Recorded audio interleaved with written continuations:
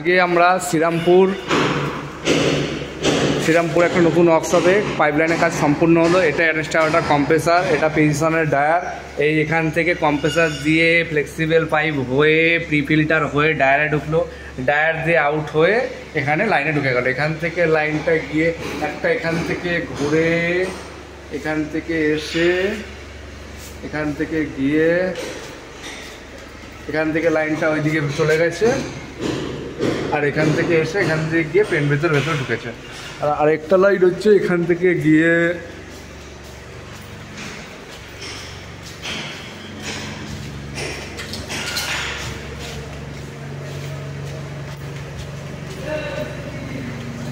এখানে একটা first drop নামানো হয়েছে। এখানে এফআরএল রিকোয়েল হোস সব লাগিয়ে দিয়েছি। এখান থেকে সেকেন্ড ড্রপ, এখান থেকে এফআরএল একটু রিকোয়েল হয়েছে, যেখানে বে রয়েছে আসবে।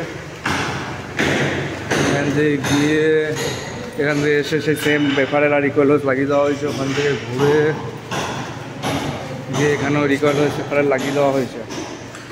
এবার এখান থেকে গিয়ে ওই লাইনটা ওইখান থেকে যেটা পেন ভেতরে ঢুকেছে সেটা ভেতরে দেখিয়ে দিই। এটা হচ্ছে পেন ভেতর,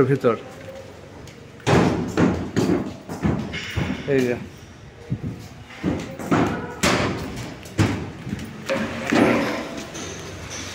আর ওখান থেকে একটা ড্রপ দেওয়া আছে, যেখানে ওখান থেকে ঘুরে গিয়ে ওটা পেছন দিক দিয়ে এসছে পেন বুথের। এখানে একটা লাস্ট ড্রপ, এখানেই শেষটা।